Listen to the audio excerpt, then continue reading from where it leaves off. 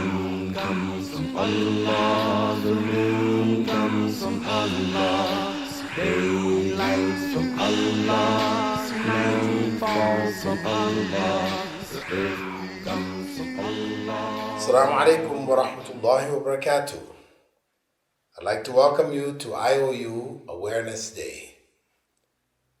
This day every year, which changes in terms of its actual timing, so we don't get into the mode of another Eid.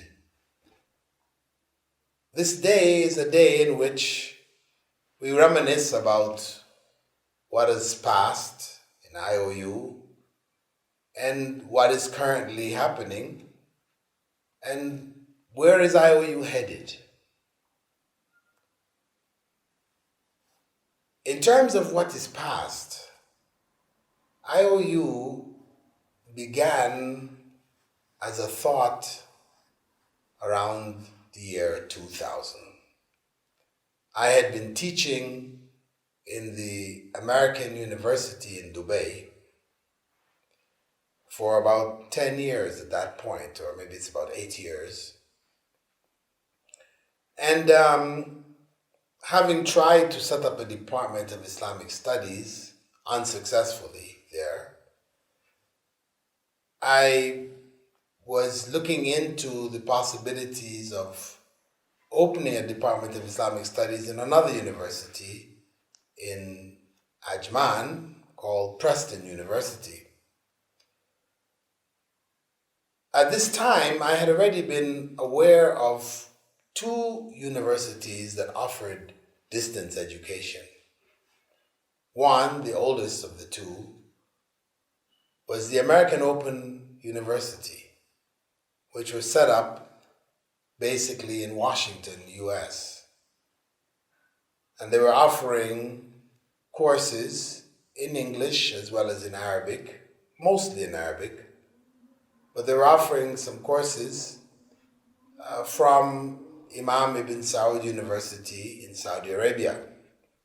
Dr. Jafar Sheikh Idris and Sheikh Dr. Salah Hassawi were among the leading figures who put this program together. It was a distance learning program where people would receive their course material in the mail, and audio tapes of lectures and textbooks would be sent to them.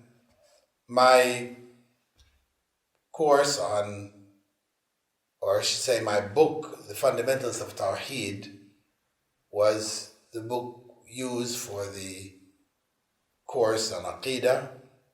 It was taught by somebody else. I can't remember who it was who actually presented the course.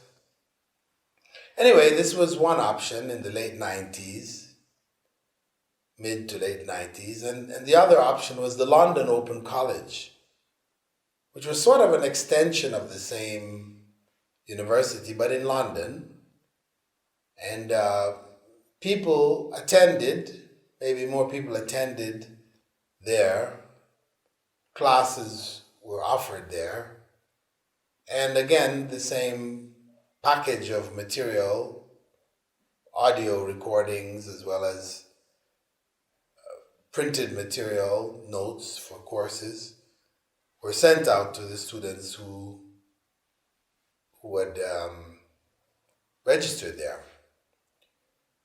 And I was, of course, in Dubai at the time, Dubai, Sharjah, and Ajman, between the three, and was considering other options for offering distance learning or distance studies. The internet was developing at a rapid rate around that time, and my son, Yusuf, had done some studies in computer science. This was his area, programming and developing databases, etc. And I discussed with him about the possibilities of setting up something online. I also had a colleague, Dr. Judy Muhammad in the US, who was teaching online for Phoenix, University of Phoenix. They had distance learning, but over the internet, and their system was quite well developed. But it still was similar to the distance learning mode used by the American Open University and the London Open College. Except that instead of mailing the material out to the students, it would be sent to them online. And it was also possible to do courses directly online through chat functions. So I decided to take her advice in terms of how to set up the course, and my son Yusuf's advice in terms of the technicalities of setting up a student database and being able to receive funds and keep track of who paid and these kinds of things. And we tried to launch IOU around that time. It was about 2001. And alhamdulillah, there was a big response when we started. However, due to the fact that we didn't have the strength in the area of computing, in the area of programming, etc., the maintaining of the database became problematic after about 6 or 8 months of running. And Yusuf informed me that we were starting to lose data, and he didn't know enough to develop an alternative so that we would have to shut the program down. So after running for about 8 months, we were obliged to shut down. The kind of programs which could actually handle that at the time were very, very expensive.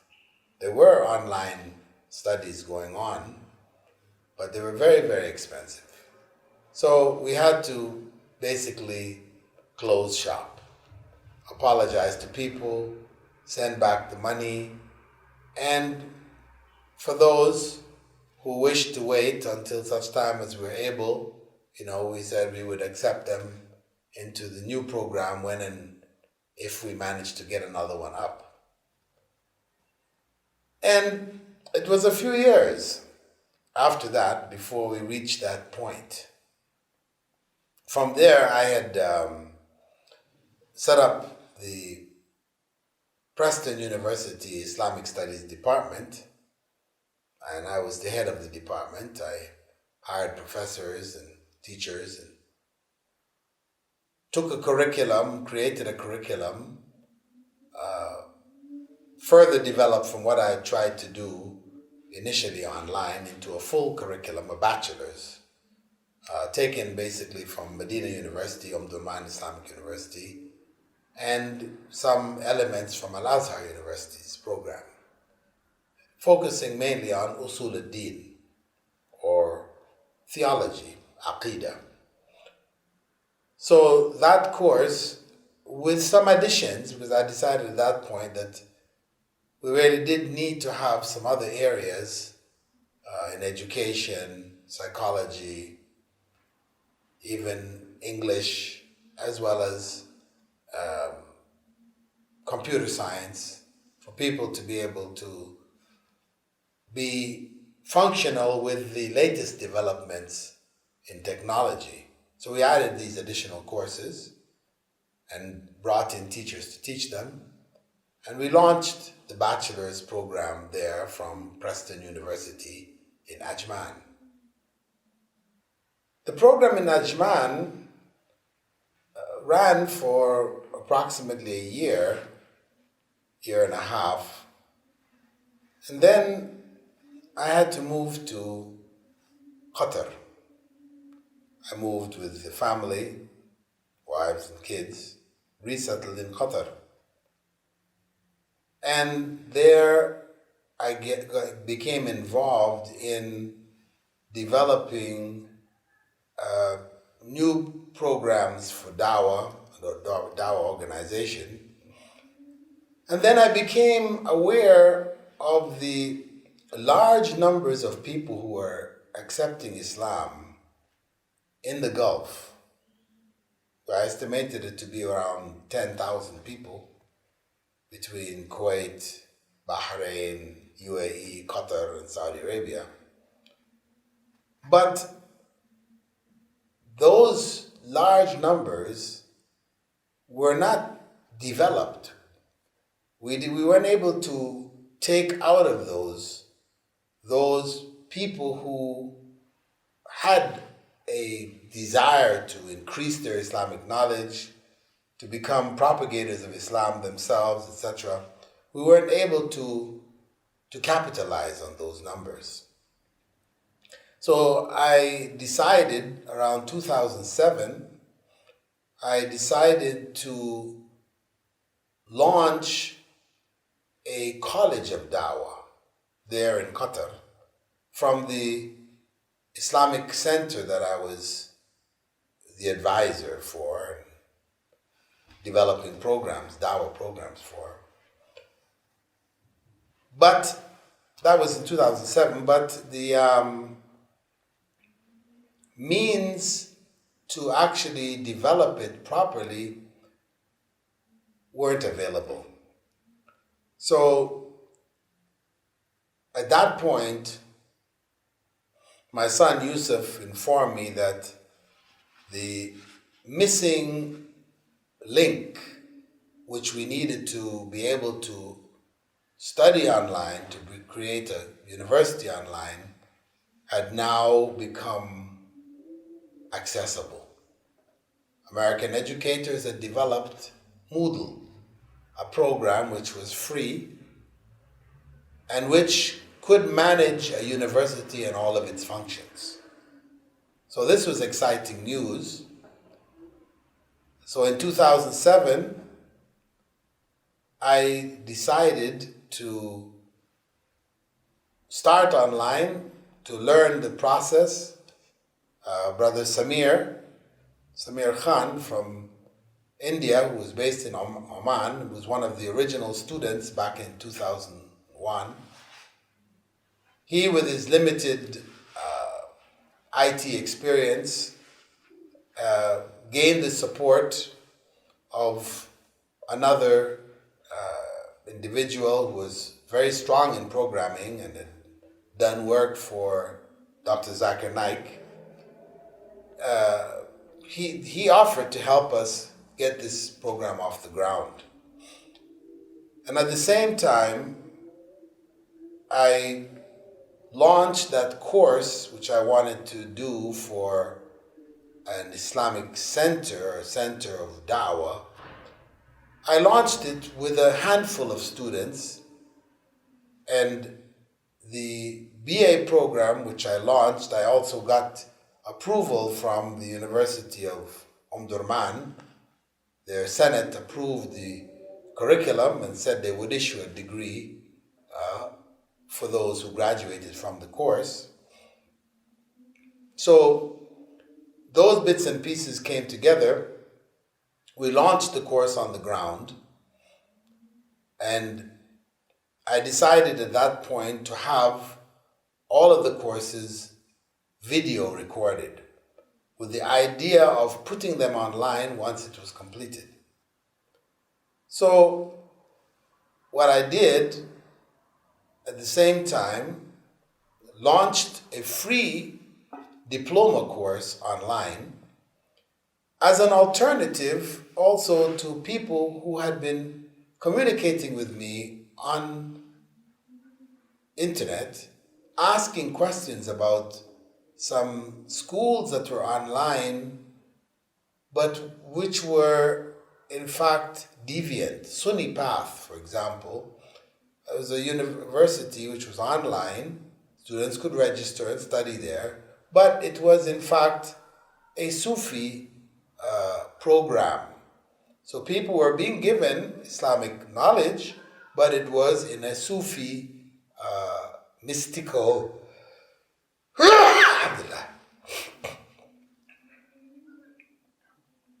but it was in a Sufi or mystical package. So people were being diverted into Sufi practices. So I had to advise people, no, this is not really the best way to go. But I didn't have any alternative. So I said, at least let me try to develop on a free diploma scale, courses where people could study online and get Islamic knowledge, until such time as it was possible now to launch a full bachelor's in Sharia online. So we set up in 2007 the Islamic Online University, and alhamdulillah, the response globally was quite large. Many people signed up immediately, made it known on my website, and all of the various student lists. People would contact me, or I should say contact lists. People would contact me, in the midst of a number of other people. So I would send the information back out to all of the other people who were on those lists. And I asked my close friends to do likewise. So I spent a lot of time, or I shouldn't say a lot of time, maybe I spent a couple of months just utilizing all those various lists of people who had been in contact with me over the years, and I sent the information out to them. So it was like a word of mouth.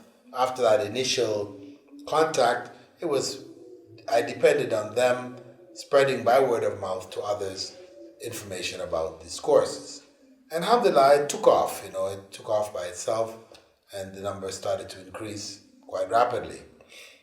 In 2008, the Knowledge International University, which had already established itself, it was unaccredited, and it's still unaccredited till today, but it had established itself online in Arabic. They had an interest to set up an English department, and I was contacted, and I set up for them the Department for Islamic Studies using the same curriculum which I had developed for Qatar, and the name of the institute that I set up there in Qatar was called the Islamic Studies Academy, ISA. So that same curriculum we used for the Knowledge International University. I found teachers to teach other subjects, and I taught also. And that gave me more of an experience and understanding of the setting up of courses and the running of courses, etc. 2009, I was invited to India to set up an actual university on the ground. So I went there and set up a branch of Preston University, or at least using the name Preston International College. We set up a school of Sharia combined with business administration. Again, the Sharia curriculum was basically the same one which I had developed back in Ajman and further developed it there in Qatar. We used that curriculum with the additional courses that I mentioned, focusing more on the Sharia aspects, and also reducing it to a 3-year bachelor's program, because in India, the bachelor's programs there are 3 years. So we had to cut the curriculum down into a 3-year program. After a year of running the program, I was obliged to go back to Qatar, and when I went back to Qatar, I left the university in the hands of others to continue to run it. I decided at that point, this is now 2010, to launch the bachelor's program online. We had enough information, we had enough material from the ISA recorded courses to go online with the development of further material which we use from the courses that were taught on the ground. So in 2010, we launched now the Bachelor's of Arts in Islamic Studies. And that was the beginning of the IOU on the bachelor's level as we know it. On the general level, we began in 2007, that was the free diploma, and that continues to run parallel with the bachelor's course that we are currently offering. So, relative to the Islamic Online University, the rest is history. The university continued to grow. The bachelor's course completed itself after 4 years. We added departments of education, bachelor's in education, bachelor's in psychology, also bachelor's in Islamic banking and finance. And then we've recently added also bachelor's in business administration, as well as bachelor's in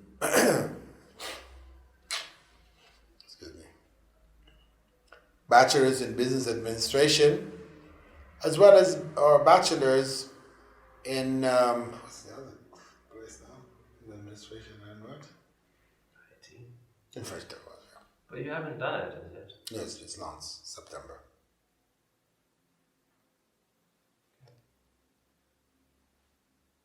Bachelor's in business administration, as well as a bachelor's in information technology. These last two, of course, will begin in September 2015, which is now. Now, where is the university headed? Ultimately, our goal is to teach whatever is useful, whatever is beneficial for developing Muslim communities around the world, human communities around the world. Whatever is useful that can be taught online, we want to be able to ultimately offer it. But of course, we have to go according to a gradual pace because finances depends completely on student fees. We do a few fundraisers in the year to help out in different centers that we're trying to set up learning centers in different countries. So we've done some fundraisers to try to help them, but basically it's student fees which carries the university forward. We have now over 230,000 students from 228 different countries, and our staff is, in the hundreds. But the university really is still in its infancy. You can say it is only 7 years old. So there's still a lot of development that needs to take place. And we hope as we continue to revisit different elements of the university, trying to improve and make each aspect a better experience for the student, that everything functions easily and smoothly. We continue to develop, and also structurally we continue to develop the university, gaining at the same time accreditation from a variety of different sources. We got accreditation from Somaliland, from Somalia, from Guinea-Bissau, from the Gambia, Sierra Leone. We're working on accreditation from Malawi, as well as Zambia, and also from Tanzania and other countries, as well as looking towards the east through Pakistan, Bangladesh, Malaysia, Indonesia, Philippines. We're looking into establishing our presence in all of these various third world countries, but countries in which Muslims dominate. In the course of our program's development, we have seen the need to develop an intensive English program because our courses are taught in English. Most of our students are from America, Canada, the UK, and India, as well as Nigeria. We have from many other countries, but mostly English-speaking countries or countries where English is a recognized language in the country, because all of our courses are taught in English, with the exception of our Arabic intensive courses, etc. So we have seen countries which are supposed to have English as a second language or even the first language, where the English level is so low that students will have difficulty studying with us.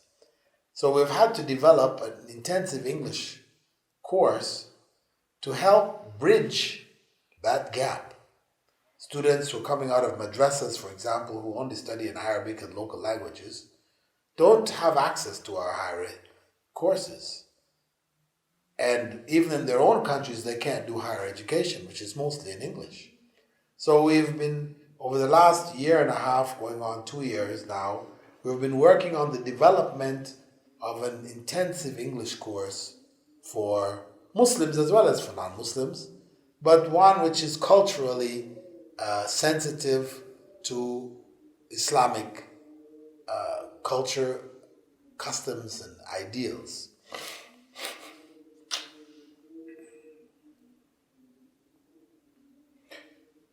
So this brings us up to today, basically. This is where we are. We are looking into new courses in gender studies, public health, social work, other areas which Muslims need to develop specialists in, because they address very important aspects of human society and societal needs. We're even looking into architecture. We're looking at the possibilities of developing courses in architecture. And we will continue to look further and further. But, of course, as we said, we have to move gradually. As a result of all of this, I have been traveling to a number of different countries. This last months, since Ramadan, I went to Tanzania, Malawi, Zambia, Ethiopia, and I'm now in Somaliland, north of Somalia. These recent trips have shown that there is a great need to develop learning centers in many of these countries where the internet is inaccessible or very expensive or very weak. So in these learning centers, computers would be available for students to study free. They could come in and use the internet freely because they would be given ready or steady internet access. So this was one of the ideas that we were considering, developing a number of learning centers around the country in different countries where we have gotten recognition or in cooperation with other institutions that already exist in the countries. So these are among the areas that we have been exploring, and inshallah we will continue to look for alternative routes for people to be able to study our programs more easily and more effectively. Among the areas that we're looking at also is providing material for students when they register. They would get, for example, a hard drive with the courses that they're going to be taking that semester. So they would only need to get online at an internet cafe for a limited number of minutes or hours in order to complete the internet connection or connectivity requirement of the course, because the average time required for each course is about 8 hours. So if you have 6 courses, you talk about 48 hours over a 5.5 month period. So this would minimize the amount of time that needed to be spent on the internet and therefore make study that much easier for students. So these are among the current developments that are taking place. And if you have ideas, if you have suggestions that can make the IOU more accessible to people, more easily accessible, we welcome them. IOU Awareness Day is, on one hand, to know about IOU, where it came from, how it came about, where it's headed, but also how you can help, how you can participate in its programs. Because we do have public service programs that are connected to IOU. All students have to spend some time in the public sector sharing their knowledge, their skills on a voluntary basis. So we want to reach out more and more to the community, to be more integrated into the communities and be of more benefit to Muslim communities globally. So if you have any ideas, any suggestions, we welcome them. Your local organizers who have organized this program can be contacted, and you can volunteer or help to set up some new programs which will make the material that we are providing more accessible to the general masses. Because ultimately our goal is to spread Islamic knowledge, to make it as accessible as possible. This is the only way that we can overcome the extreme elements that are rising in different parts of the Ummah, whether it's Abu Sayyaf in the Philippines, or it's Boko Haram in Nigeria, or it's ISIS in Syria, and so many other groups that are popping up from time to time, from place to place, which claim to be representative of Islam, but in fact are outside of the bounds of what is considered acceptable Islamically. So for Muslims to be able to avoid their harm, we must have correct knowledge of Islam. We have to seek that knowledge. We have to make some effort and some sacrifice to gain that knowledge, and then share that knowledge with others.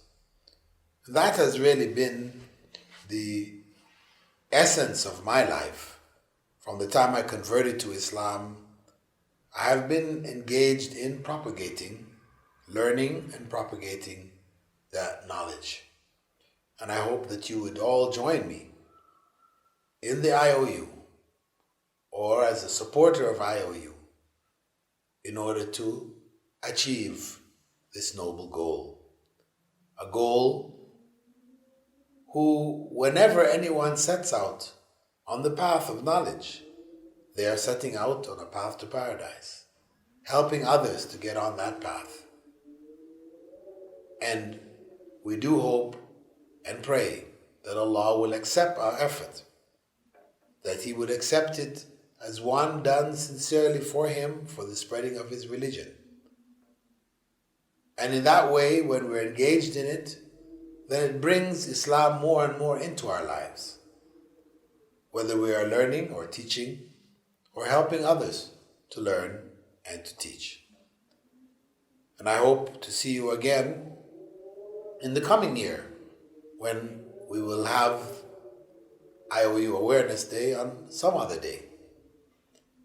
May Allah bless your families, bless your communities, and bless the Ummah. Barakallahu fikum. Assalamu alaikum wa rahmatullahi